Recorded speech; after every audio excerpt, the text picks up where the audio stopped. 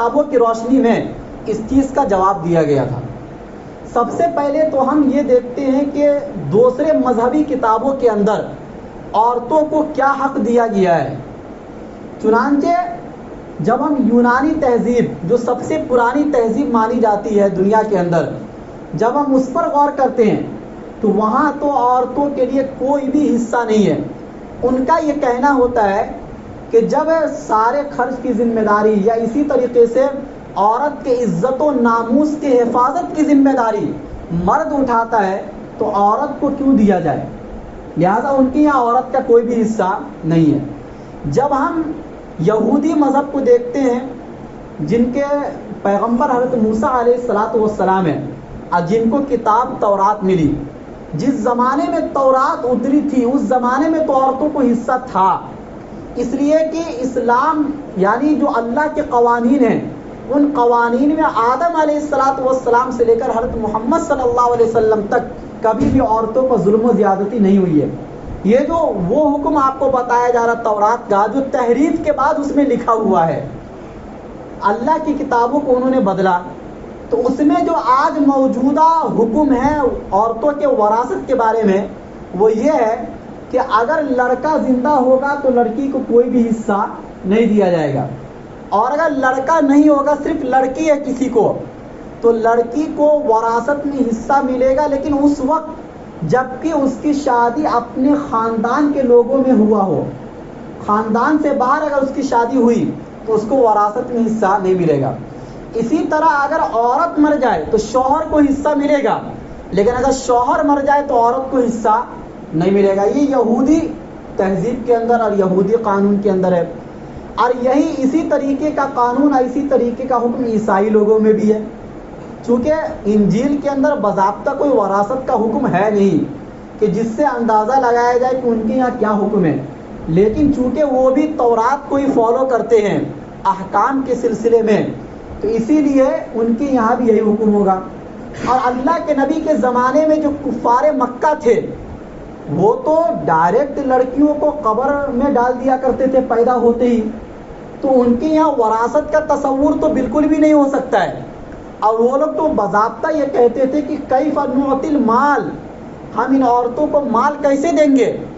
لا یرکب فرسن، یہ گھوڑے پر سوار نہیں ہوتی ہے، ولا یحمل عدوا ولا یحمل سیفا، یہ تلوار نہیں اٹھاتی ہے، ولا یقاتل عدوا، یہ دشمن سے لڑائی نہیں کرتی ہے۔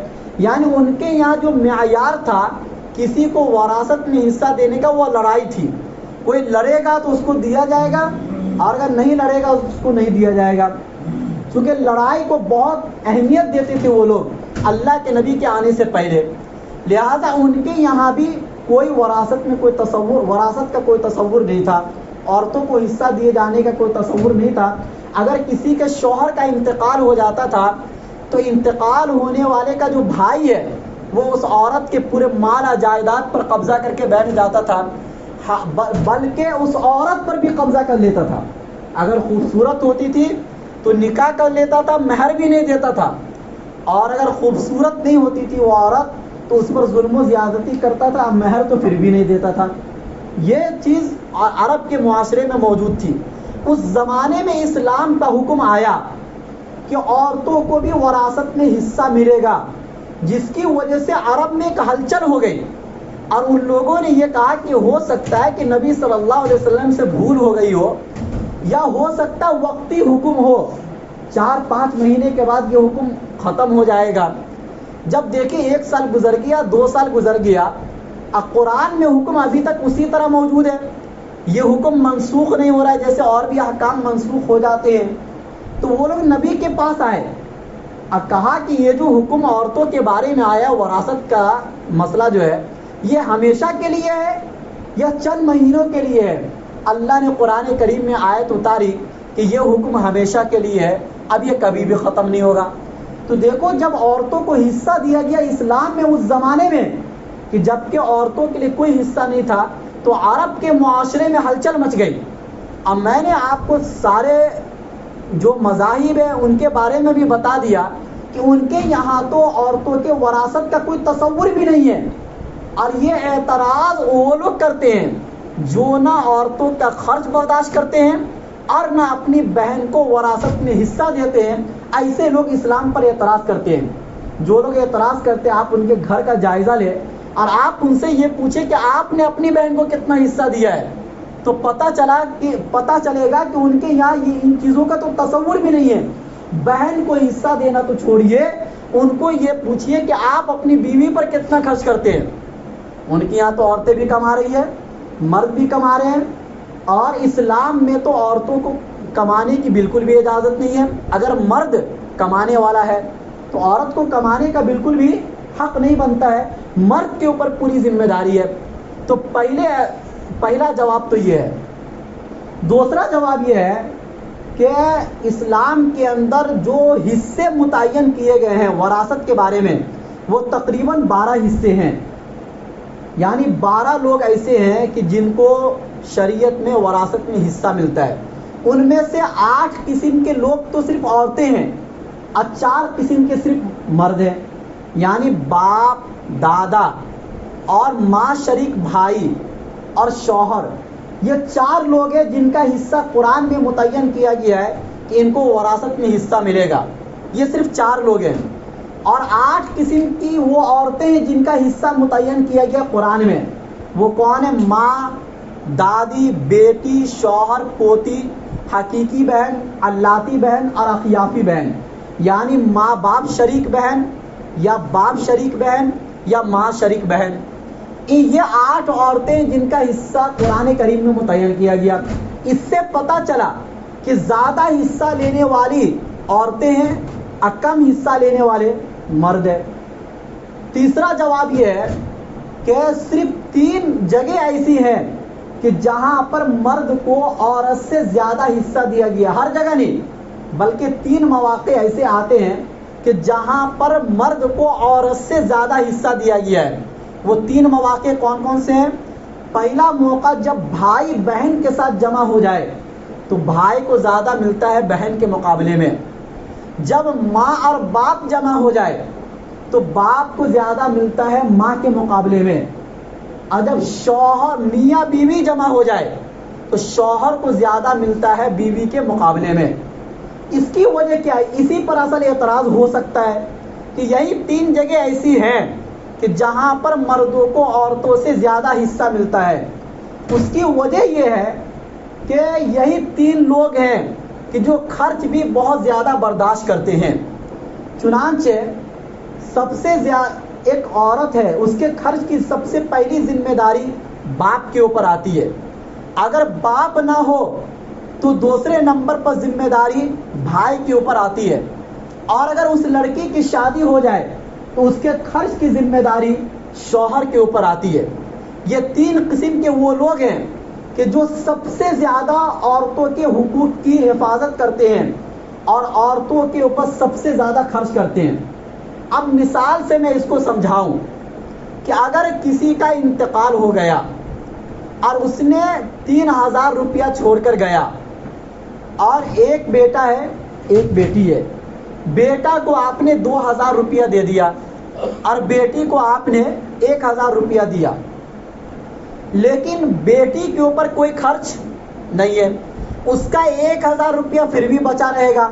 اگر اس کی شادی نہیں ہوئی ہے تو اس کے خرچ کی ذمہ داری بھائی کے اوپر ہے باپ کے جانے کے بعد، اور بھائی کو جو 2000 روپیہ ملا ہے، اگر اس کی بھی شادی نہیں ہوئی ہے تو جب شادی کرے گا تو مہر میں اس کو حصہ دینا پڑے گا، یعنی مہر دینا پڑے گا بیوی کو، تو اس میں سے 1000 روپیہ مہر کا نکال دو۔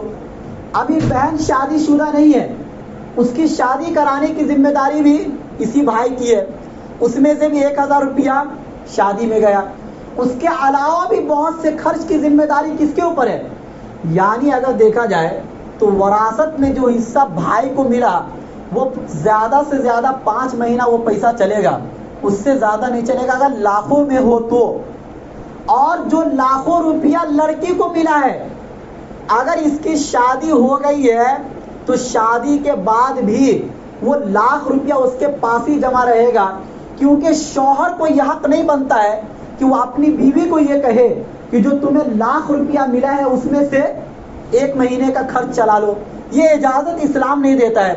وہ مر بھی جائے گی تو بھی اس کے اکاؤنٹ میں وہ 1 لاکھ روپیہ بچا رہے گا. لیکن یہ بھائی کو جو 2 لاکھ روپیہ ملا تھا یہ کتنا دن چلا؟ زیادہ سے زیادہ 5 مہینہ چلا. اور خرچ کی پوری ذمہ داری کس کو دی گئی؟ بھائی کو دی گئی. کسی صورت میں باپ کو دی گئی اور کسی صورت میں شوہر کو دی گئی. اب تھوڑا سا وراثت میں اس کو زیادہ حصہ دیا گیا. یہ کوئی بڑی بات نہیں ہے. آدمی اگر ایک آنکھ سے دیکھے گا تب تو اعتراض ہوگا، لیکن دونوں آنکھ سے دیکھے گا، دونوں پہلو پر اگر غور کرے گا تو اس کو یہ پتا چلے گا کہ یہ معتدلانہ نظام ہے، انصاف والا نظام ہے، جیسا نظام دنیا کے کسی قانون میں موجود نہیں ہے.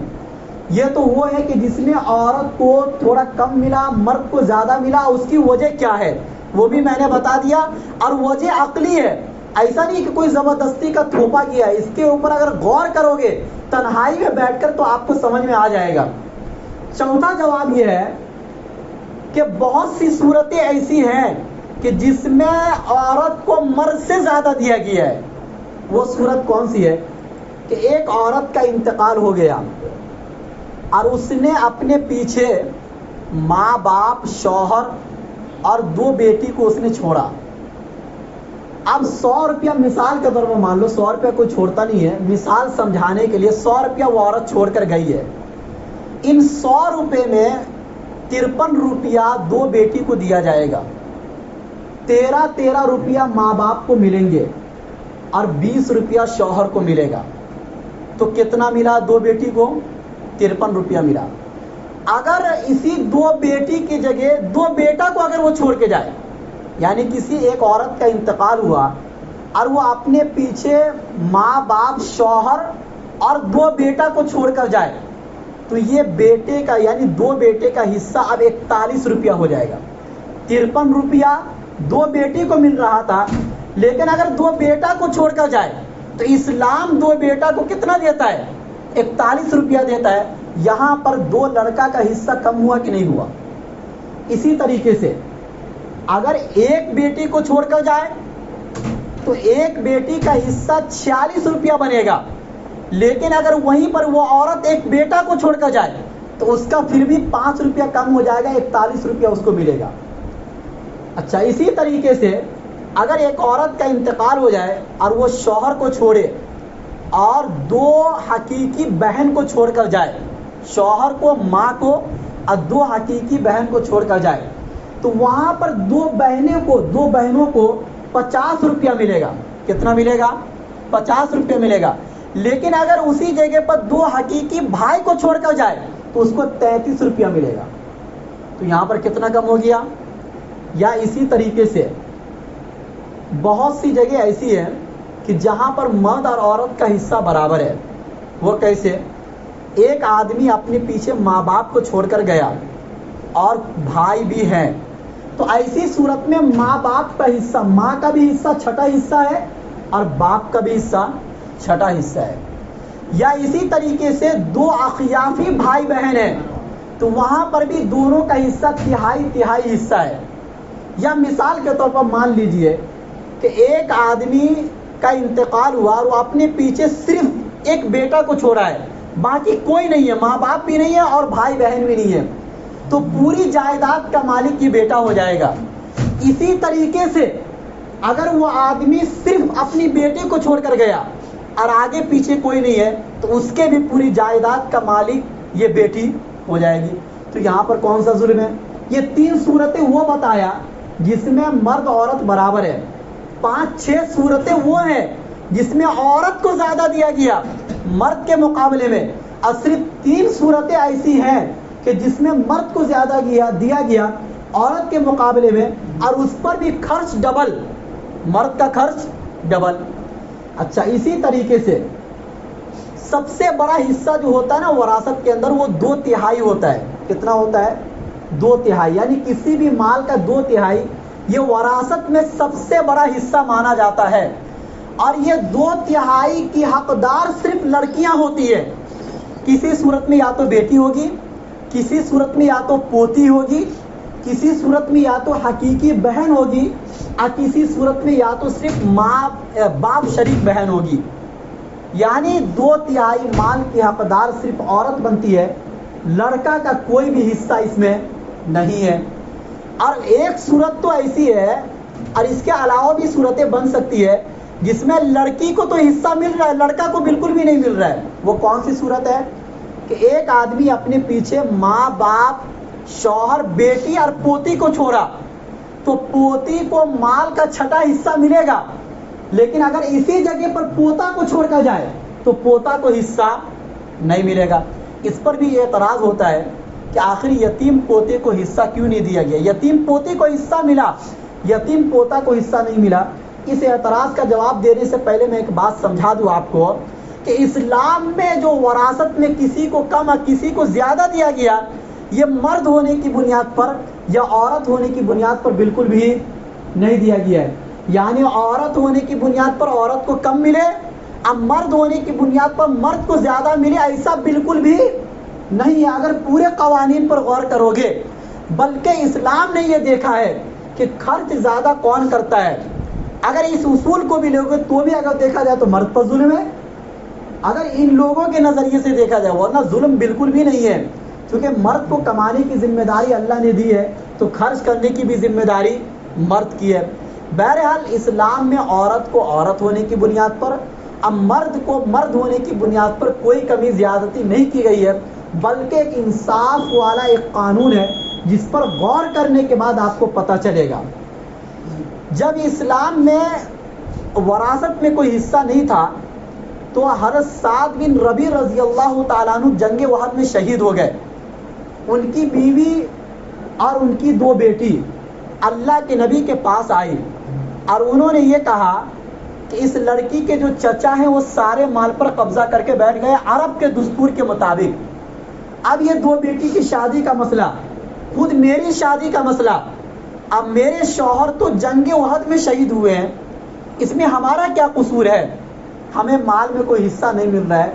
اللہ نے اسی موقع پر اس ایک عورت کو انصاف دلانے کے لیے وراثت کی پوری 1 صفحے کی آیت اتاری اور کہا یوصیکم اللہ فی اولادکم، اللہ تمہیں پختہ حکم دیتا ہے وراثت کے بارے میں، اور یہ کہا کہ بیٹی کو 2/3 ملے گا۔ یعنی وہ جو 2 بیٹی کو لے کر آئی تھی 100 روپے میں 66 روپیہ ان 2 لڑکیوں کو دیا جائے گا، 12 روپیہ اس کی بیوی کو دیا جائے گا اور 20 روپیہ اس چچا کو ملے گا۔ جہاں چچا کو 100 روپیہ مل رہا تھا، اسلام نے یہ کہا کہ نہیں، یہ بالکل غاصبانہ معاملہ ہے، اس کو اب صرف 20 روپیہ ملے گا۔ 66 روپیہ جہاں بالکل محروم ہو رہی تھی لڑکی، اس کو اتنا زیادہ اسلام میں دیا گیا۔ یہ صرف اور صرف ایک عورت کو انصاف دلانے کے لیے وراثت کے بارے میں قرآن میں آیت اتری۔ اس لیے ہمیں اور آپ کو یہ چاہیے کہ ہم احکام پر غور کریں۔ جو آپ کو دکھایا جاتا ہے وہ حقیقت نہیں ہوتی ہے۔ اسلام پر جو اعتراضات جن قوانین کے بارے میں کیے جاتے ہیں، اگر اس کی گہرائی میں جا کر اگر آپ غور کریں گے تو آپ کو یہ پتہ چلے گا کہ اللہ نے جو قوانین بنائے ہیں اصل وہی ہے۔ اس کے علاوہ دنیا کے جتنے بھی قوانین ہیں، اگر مرد قوانین بنائیں گے تو اس میں مرد اپنا نفع دیکھے گا، عورت اگر قوانین بنائے گی تو عورت اس میں اپنا نفع دیکھے گی۔ اس لیے ضروری تھا کہ ایک ایسی ذات قوانین بنائے کہ جو مرد اور عورت دونوں کو پیدا کرنے والی ذات ہے، کیونکہ وہ اپنا نفع نہیں دیکھے گی بلکہ وہ ذات یہ دیکھے گی کہ مرد کا کتنا نفع ہے اور عورت کا کتنا نفع ہے۔ اس لیے قرآن نے اسی وراثت کی آیت میں فرمایا کہ لا تدرون ایہم اقرب لکم نفعا، کہ اے انسانوں تم نہیں جانتے ہو ان میں سے کون تمہارے نفع کے زیادہ قریب ہے اور تمہارے نقصان کے زیادہ قریب ہے، اس کو تم نہیں جانتے ہو، میں جانتا ہوں۔ اس لیے جو حصہ میں نے متعین کر دیا وراثت کے بارے میں، اس پر مضبوطی سے عمل کرو، اور جو اس کی اللہ رسول کی اطاعت کرے گا، اسی آیت میں آگے فرمایا جو اللہ رسول کی اطاعت کرے گا، جو اپنی بہنوں کو وراثت میں حصہ دے گا، اللہ اس کو جنت میں داخلہ نصیب فرمائیں گے، اور جو اپنی بہنوں کو بیٹوں کو وراثت سے محروم کرے گا، اسی آیت میں اللہ نے فرمایا کہ ہمیشہ اور رسوا کرنے والے عذاب میں اللہ اس کو داخل فرمائیں گے۔ اللہ ہم سب کو وراثت کے احکام کو سمجھنے کی توفیق نصیب فرمائے۔ وآخر دعوانا ان الحمد للہ رب العالمین۔